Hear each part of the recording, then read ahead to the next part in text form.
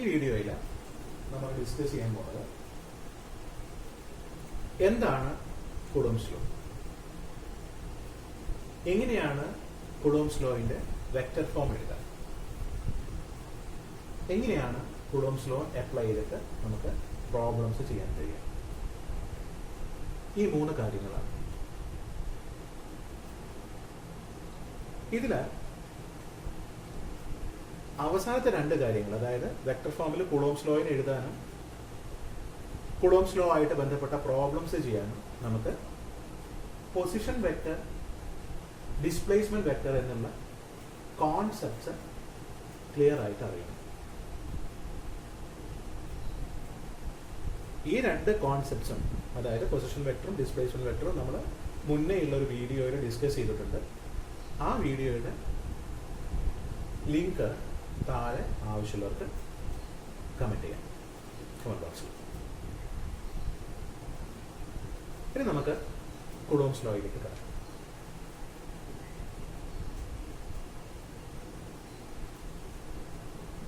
കുളോംസ് law നമ്മൾ use ചെയ്യുന്നത്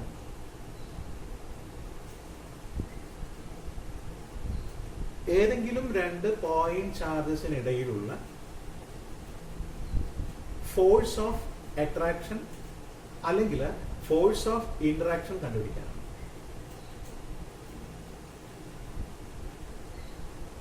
നമുക്കറിയാം, ഈ ഫോഴ്സിന് വെക്ടർ ക്വാണ്ടിറ്റി ആണ് ഫോഴ്സ്, മാഗ്നിറ്റ്യൂഡ് ഉണ്ടാവും, ഡയറക്ഷൻ ഉണ്ടാവും. നമുക്ക് കുളോംസ് ലോയിനെ വെക്ടർ ഫോമിൽ എഴുതിയാൽ അതിന്റെ മാഗ്നിറ്റ്യൂഡ് കണ്ടുപിടിക്കാൻ ഡയറക്ഷൻ കിട്ടും. രണ്ടും അറ്റ് എ ടൈം കിട്ടും.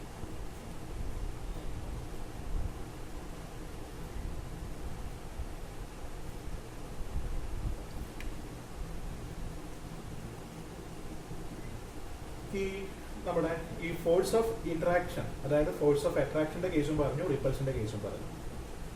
ആ കേസസ് 2 പോസിറ്റീവ് ചാർജസ് ആണ് നിൽക്കുന്നതെങ്കിൽ അത് തമ്മിൽ ഇന്ററാക്ട് ചെയ്തിട്ട് അത് തമ്മിൽ റിപ്പൽ ചെയ്ത് പോകും. നെഗറ്റീവും ആണെങ്കിൽ അത് തന്നെ അങ്ങോട്ടും ഇങ്ങോട്ടും റിപ്പൽ ചെയ്ത് പോകും. പോസിറ്റീവും നെഗറ്റീവ് ആണെങ്കിൽ അട്രാക്ട് ചെയ്യും. Like charges ripple each other and unlike charges attract each other. അത് നമുക്കറിയാം.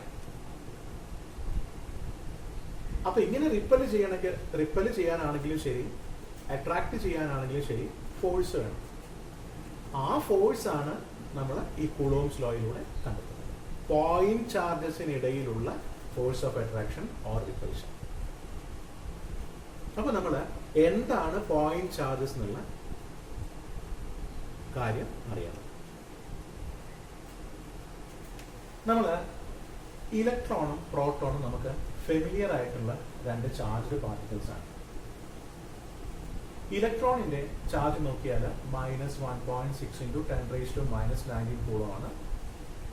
പ്രോട്ടോണിൻ്റെത് +1.6 × 10⁻⁻⁹ കൂളോം. ഇലക്ട്രോണിന്റെ മാസ് 9.1 × 10⁻31 കിലോഗ്രാം ആണ്. പ്രോട്ടോണിന്റെ മാസ് ഏകദേശം 1.67 × 10⁻27 കിലോഗ്രാം ആണ്. സോ ഈ പാർട്ടിക്കിൾസിന്റെ, ഇലക്ട്രോണിന്റെയും പ്രോട്ടോണിന്റെയും മാസസ് നോക്കിയാൽ നമുക്ക് മനസ്സിലാവും. 10⁻31 എന്ന് പറഞ്ഞാൽ ഡിനോമിനേറ്ററിൽ 1ഉം 31 സീറോസും ആണ്. അപ്പൊ it is very close to zero. This mass is very close to zero. Here also the mass is very close to zero. ഈ പ്രോട്ടോണിന്റെ കേസിലും മാസ് സീറോയിനോട് വളരെ അടുത്ത വാല്യൂ ആണ്. നമുക്ക് അപ്രോക്സിമേറ്റ്ലി ഈക്വൽ ടു 0 എന്ന് തന്നെ പറയാം. അങ്ങനെ ഏതെങ്കിലും ചാർജ്ഡ് പാർട്ടിക്കിൾസിന്റെ മാസ് നോക്കിയിട്ട് ആ മാസ് നെഗ്ലിജിബിൾ ആണെങ്കിൽ, mass is very close to 0 ആണെങ്കിൽ, അങ്ങനെയുള്ള ചാർജ്ഡ് പാർട്ടിക്കിൾസിനെ നമുക്ക് പോയിന്റ് ചാർജസ് ആയിട്ട് അസ്യൂം ചെയ്യാം. പോയിന്റ് ചാർജസ് ആയിട്ട് നമുക്ക് ഇലക്ട്രോണിനെയും പ്രോട്ടോണിനെയും അസ്യൂം ചെയ്യാവുന്നതേ ഉള്ളൂ. ഇതാണ് നമ്മൾ പോയിന്റ് ചാർജസ് എന്നതുകൊണ്ട് മീൻ ചെയ്യുന്നത്. ഈ പോയിന്റ് ചാർജസിന് ഇടയിലുള്ള ഫോഴ്സ് ഓഫ് ഇന്ററാക്ഷൻ, അതായത് force of attraction or repulsion, commonly ആണ് നമ്മൾ ഫോഴ്സ് ഓഫ് ഇന്ററാക്ഷൻ എന്ന് പറയുന്നത്. ഇത് കണ്ടുപിടിക്കാൻ മാത്രമേ നമുക്ക് ഡയറക്റ്റ് ആയിട്ട് കുളോംസ് ലോ അപ്ലൈ ചെയ്യാൻ കഴിയുള്ളൂ. അതായത് പോയിന്റ് ചാർജസിന് ഇടയിലുള്ള ഫോഴ്സ് ഓഫ് ഇന്ററാക്ഷൻ കണ്ടുപിടിക്കാൻ നോക്കാം. അപ്പൊ നമുക്ക് എന്താണ് കൂളോംസ് ലോ എന്ന് മനസ്സിലായി, എന്തിനാണ് യൂസ് ചെയ്യുന്നതെന്ന് മനസ്സിലായി, പോയിന്റ് ചാർജസ് എന്താണെന്ന് മനസ്സിലായി. ഇനി കൂളോംസ് ലോ എന്താണെന്ന് നോക്കാം. അതായത് ഈ ഫോഴ്സിന്റെ എക്സ്പ്രഷൻ, ഈ ഫോഴ്സിന്റെ ഫോർമുല എന്താണെന്ന് നോക്കാം. കൂളോംസ് ലോ പറയുന്നത് രണ്ട് ചാർജസ്, രണ്ട് പോയിന്റ് ചാർജസ്, ഏതെങ്കിലും രണ്ട് പോയിന്റ് ചാർജസ് ഇന്ററാക്ട് ചെയ്യുകയാണെങ്കിൽ, ഇന്ററാക്ട് ചെയ്യുക മീൻസ് അത് റിപ്പൽ ചെയ്യുന്നുണ്ടാവാം അല്ലെങ്കിൽ അട്രാക്ട് ചെയ്യുന്നുണ്ടാവാം. ആ കേസിൽ ആ ഫോഴ്സ് ഓഫ് ഇന്ററാക്ഷന്റെ മാഗ്നിറ്റ്യൂഡ് ഈ രണ്ട് ചാർജസിന്റെയും പ്രോഡക്റ്റിന് പ്രൊപ്പോർഷണൽ ആയിരിക്കും.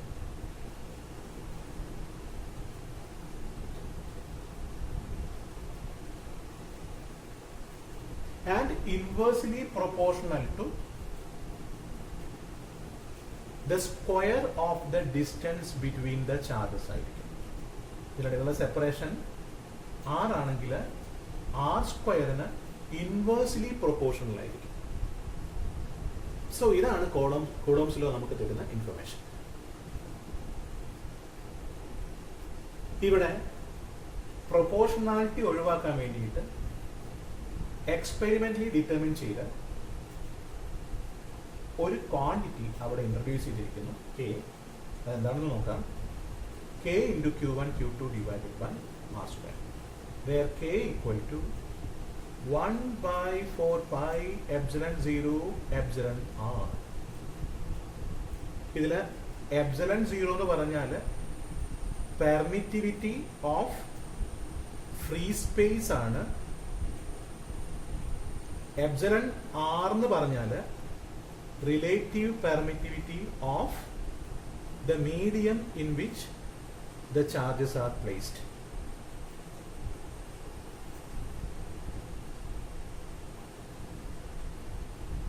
ഫ്രീ സ്പേസ് ആണെങ്കിൽ എപ്സിലൺ ആർ 1 ആണ്. സോ ആ കേസിൽ നമ്മൾക്ക് 1/4 pi epsilon 0 എന്ന് മാത്രം എഴുതിയാൽ മതിയാവും. ഈ 1/4 pi epsilon 0യുടെ വാല്യൂ 9 into 10⁻⁹ ആണ്. SI വാല്യൂ ആണ്.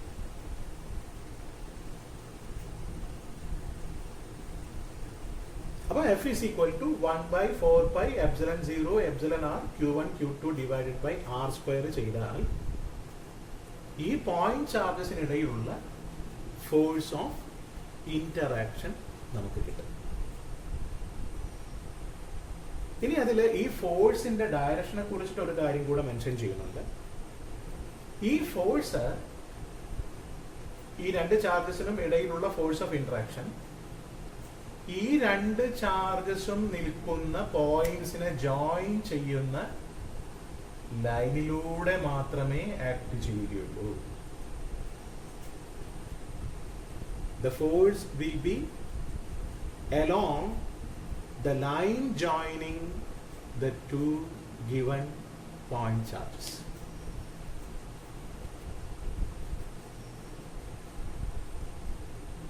അത് പറയുന്നത്, ഇപ്പൊ നമുക്ക് ഇത് രണ്ടും പോസിറ്റീവ് ആണെങ്കിൽ നമുക്ക് പറയാം ഇത് ഇങ്ങോട്ട് റിപ്പൽ ചെയ്തു പോകും, ഇത് ഇങ്ങോട്ട് റിപ്പൽ ചെയ്തു പോകും. അങ്ങനെയാണെങ്കിൽ 1 2ന്റെ മേലെ കൊടുക്കുന്ന ഫോഴ്സ് ഇങ്ങോട്ടാണ്, അതായത് ഈ ലൈനിലൂടെ വലതോട്ട്. സെക്കൻഡ് ചാർജ് ഫസ്റ്റിന്റെ മുകളിൽ കൊടുക്കുന്ന ചാർജ് ലൈനിലൂടെ ഇടത്തോട്ടായിരിക്കും. ഇത് മൈനസും ഇത് പ്ലസും ആണെങ്കിൽ ഇത് ഇതിനെ ഇങ്ങോട്ട് അട്രാക്ട് ചെയ്യും, ഇത് ഇതിനെ ഇങ്ങോട്ട് അട്രാക്ട് ചെയ്യും. സോ Q1 Q2ന്റെ മുകളിൽ കൊടുക്കുന്ന ഫോഴ്സിന്റെ ഡയറക്ഷൻ ഈ ലൈനിലൂടെ ഇങ്ങോട്ടായിരിക്കും. Q2 Q1ന്റെ മേലെ കൊടുക്കുന്ന ഫോഴ്സിന്റെ ഡയറക്ഷൻ ഈ ലൈനിലൂടെ അങ്ങോട്ടായിരിക്കും. ഇതാണ് ആ ഫോഴ്സിന്റെ ഡയറക്ഷൻ പറഞ്ഞ ആ അവസാനത്തെ sentence. The force will be along the line joining the two given point charges. Okay. അപ്പോൾ നമുക്ക് കൂളോംസ് ലോ ഉപയോഗിച്ചിട്ട് ഫോഴ്സിന്റെ മാഗ്നിറ്റ്യൂഡ് എങ്ങനെയാണ് കണ്ടെത്തുന്നത് മനസ്സിലായി. ഇനി ആ ഫോഴ്സിന്റെ ഡയറക്ഷൻ എങ്ങനെയായിരിക്കുമെന്ന് ഒരു ഐഡിയയും കിട്ടി. എപ്പോഴും ആ രണ്ട് ചാർജസിനെയും ജോയിൻ ചെയ്യുന്ന ലൈനിലൂടെ മാത്രമായിരിക്കും. ഇനി നമുക്ക് അറിയേണ്ടത് എങ്ങനെ കൂളോംസ് ലോയിനെ വെക്റ്റർ ഫോമിൽ എഴുതാം എന്നുള്ളതാണ്. അതിനുവേണ്ടി നമ്മളിവിടെ രണ്ട് പോസിറ്റീവായിട്ടുള്ള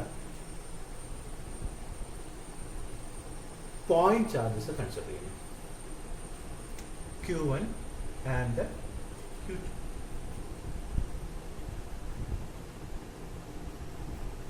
ഇത് Q1 നിൽക്കുന്ന പൊസിഷൻ, ഇത് Q2 നിൽക്കുന്ന പൊസിഷൻ.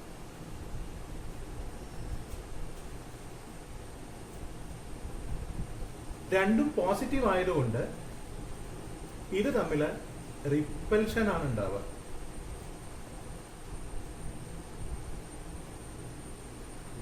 സെപ്പറേഷൻ നമുക്ക് 6 എടുക്കാം.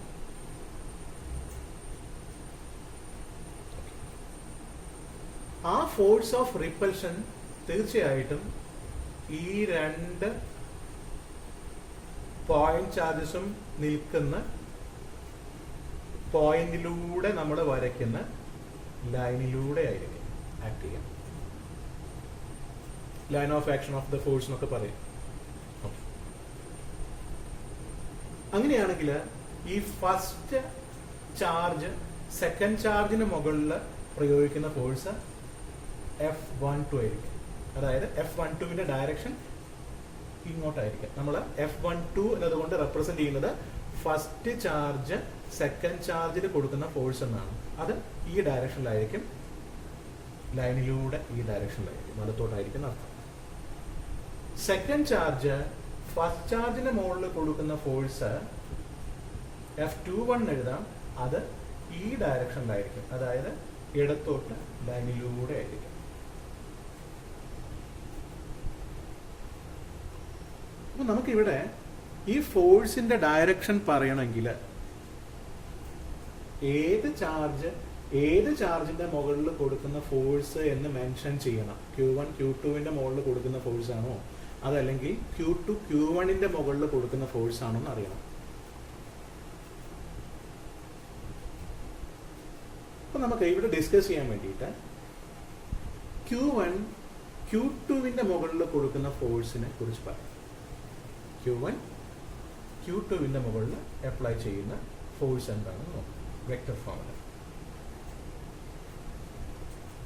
അപ്പോൾ Q1 Q2വിന്റെ മുകളിൽ കൊടുക്കുന്ന ഫോഴ്സ് കാണുമ്പോൾ നമ്മൾ Q1 ആണ് നമുക്ക് റെഫറൻസ് ആക്കി എടുക്കാൻ കഴിയും. ഇവിടുത്തെ റെഫറൻസ് പോയിന്റ് Q1 നിൽക്കുന്ന പോയിന്റ് ആയിരിക്കും, കാരണം Q1 ആണ് അവിടെ ഫോഴ്സ് പ്രൊവൈഡ് ചെയ്യുന്നത്. So Q1 is the reference point.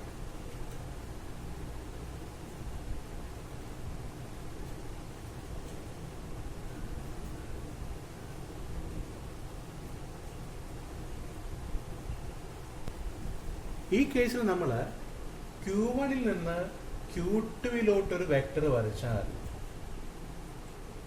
ഇത് Q2വിന്റെ പൊസിഷൻ വെക്ടർ ആണ്. കാരണം നമുക്കറിയാം റെഫറൻസ് പോയിന്റിൽ നിന്ന് വേറൊരു പോയിന്റിലോട്ട് വരയ്ക്കുന്ന വെക്ടറിനെ നമ്മൾ വിളിക്കുന്ന പേരാണ് പൊസിഷൻ വെക്ടർ. സോ ഈ ഒരു വെക്ടറിനെ നമുക്ക്, അതായത് Q1ന്റെ പൊസിഷനിൽ നിന്നും Q2വിന്റെ പൊസിഷനിലേക്ക് വരയ്ക്കുന്ന വെക്ടറിനെ ഇപ്പൊ നമുക്ക് പൊസിഷൻ വെക്ടർ ഓഫ് Q2 ആയിട്ട് കൺസിഡർ ചെയ്യാം. So vector R can be considered as the position vector of the point Q, the point 2, this point 2. ഈ കേസിൽ നമ്മൾ കണ്ടു അതേ ഡയറക്ഷനിലാണ് ഫസ്റ്റ് ചാർജിന്റെ മുകളിൽ ഫസ്റ്റ് ചാർജ് കാരണം സെക്കൻഡ് ചാർജിന്റെ മുകളിലുള്ള ഫോഴ്സ് ആക്ട് ചെയ്യുന്നതാണ് ഇപ്പൊ നമ്മൾ കണ്ടുപിടിക്കുന്നത്.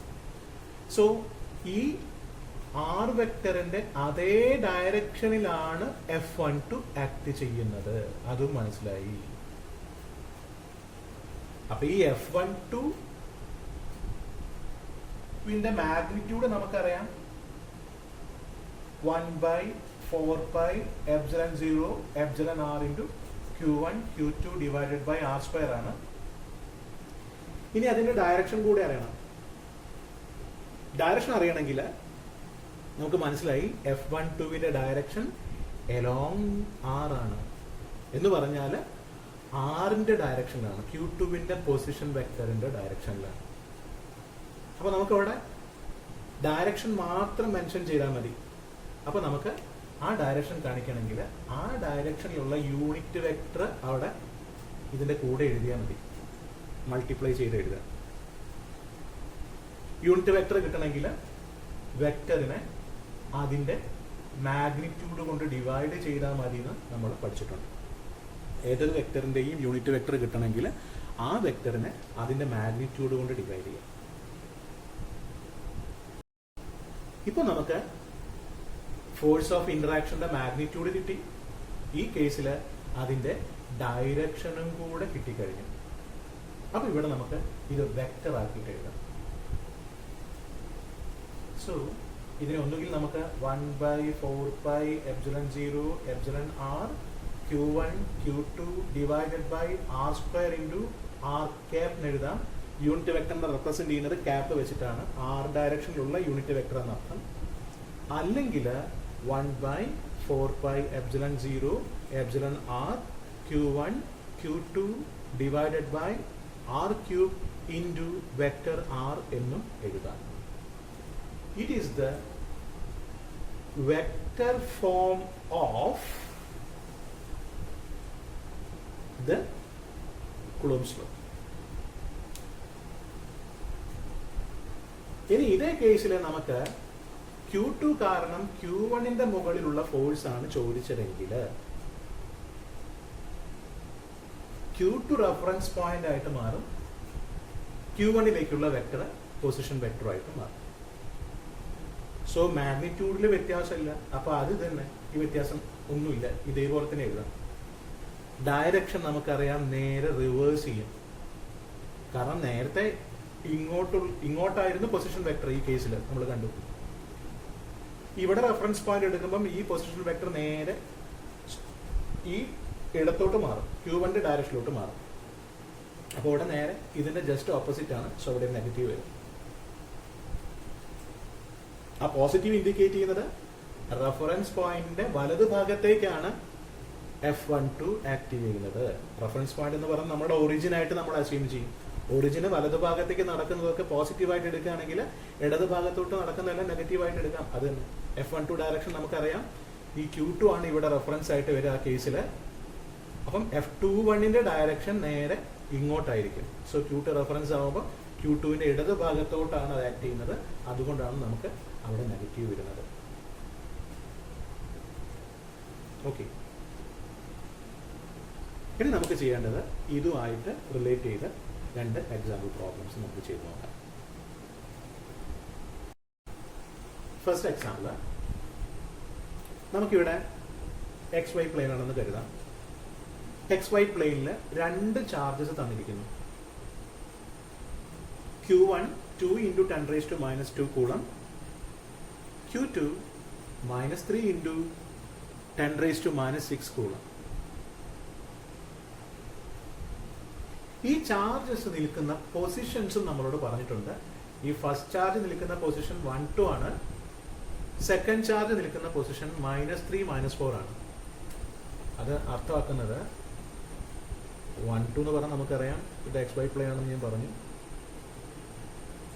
1, 2, this is 1, 1, 2, this is 1, 2 point. Here is Q1. Then Q2 ഉള്ളത് -3, -4ലാണ്. 1, 2, 3, -3. This is 1, 2, 3, -4. So Q2 is here. ഇത് 1, 2 എന്ന് പറഞ്ഞ പൊസിഷനാണ്. ഇത് -3, -4 എന്ന് പറഞ്ഞ പൊസിഷനാണ്. ഇതാണ് ആക്ച്വലി മീൻ ചെയ്യുന്നത്. അതുകൊണ്ട് ഓക്കെ, ഇനി നമുക്ക് അറിയേണ്ടത് ഫസ്റ്റ് ചാർജ് സെക്കൻഡ് ചാർജിന്റെ മുകളിൽ കൊടുക്കുന്ന ഫോഴ്സ് ആണ്. F12 ആണ് കണ്ടുപിടിക്കേണ്ടത്. അപ്പൊ നമുക്കറിയാം, നമ്മൾ നേരത്തെ നമ്മുടെ ഡെറിവേഷൻ കണ്ടു, ആ സിറ്റുവേഷൻ കണ്ടു. സോറി, F12 കാണണമെങ്കിൽ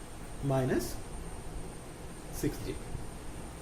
So ഈ വെക്ടറിന്റെ മാഗ്നിറ്റ്യൂഡ് കാണണമെങ്കിൽ നമ്മൾ പറഞ്ഞു root of x square plus y square ചെയ്താൽ മതി. So -4 whole square plus -6 whole square. So 16 plus 36 root, that is root 52. Root 52.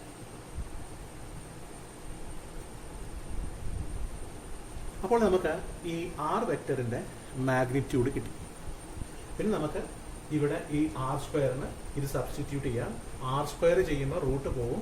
So 52 ആയി. ഇനി നമുക്ക് ആർ ക്യാപ്പ് ചെയ്യണം. ആർ ക്യാപ്പ് എന്ന് പറഞ്ഞാൽ നമുക്കറിയാം ആ വെക്ടറിനെ അതിന്റെ മാഗ്നിറ്റ്യൂഡ് കൊണ്ട് ഡിവൈഡ് ചെയ്താൽ മതി. അങ്ങനെയാണെങ്കിൽ നമുക്ക് യൂണിറ്റ് വെക്ടർ കിട്ടും. സോ ആർ ക്യാപ്പ് കാണണമെങ്കിൽ -4i -6j divided by root 52.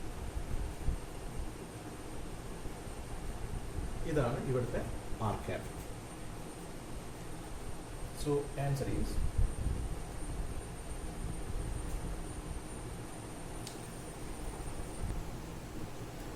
(9 to 18).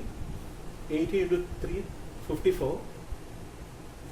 54 into power is 10 raised to 9 into 10 raised to -8. That is 10. So 540 divided by 52. ഈ മൈനസ് ഞാൻ ഇതിനകത്തേക്ക് കൊടുത്തിട്ടുണ്ട്. അപ്പോൾ ഇത് രണ്ടും പ്ലസ് ആയി തീരും. ഒരു 2 ഞാൻ കോമൺ ആക്കി എടുക്കുകയും ചെയ്തിട്ടുണ്ട്. So into 2 into 2i plus 3j divided by root 52. So this is equal to 2.88 into 2i plus 3j, or 5.76 I plus 8.64. ശരിയല്ല? This much j. So this will be the force F12 in vector form. ഇനി magnitude മാത്രം കണ്ടെത്തിയാൽ മതിയെങ്കിൽ നമുക്ക് ഇത്രയും portions മാത്രം ചെയ്താൽ മതി. ഓക്കെ. അപ്പം നമ്മളിവിടെ Q1 Q2 എഴുതുമ്പോൾ അതിൻ്റെ സൈൻ എന്താണോ അത് തന്നെ എഴുതണം. ഒന്ന്. മറ്റൊരു കാര്യം, റഫറൻസ് പോയിന്റ് നമ്മൾ പ്രത്യേകിച്ച് നോട്ട് ചെയ്യണം. റഫറൻസ് പോയിന്റ് ഇല്ലാതെ നമുക്ക് ഈ പ്രോബ്ലം ചെയ്യാൻ കഴിയില്ല.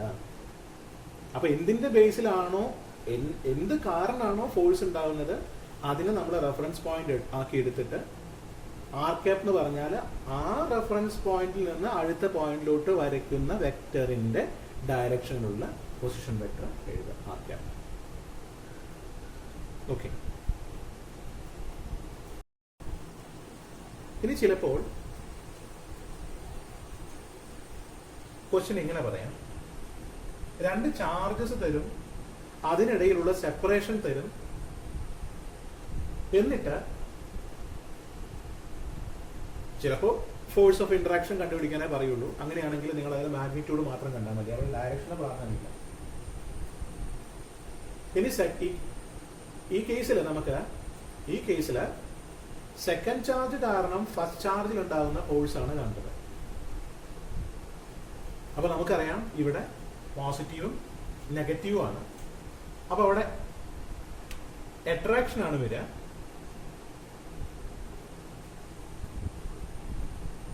ഈ അട്രാക്ഷനില് Q1 Q2വിന്റെ മുകളിൽ കൊടുക്കുന്ന ഫോഴ്സ് ഇങ്ങോട്ടായിരിക്കും.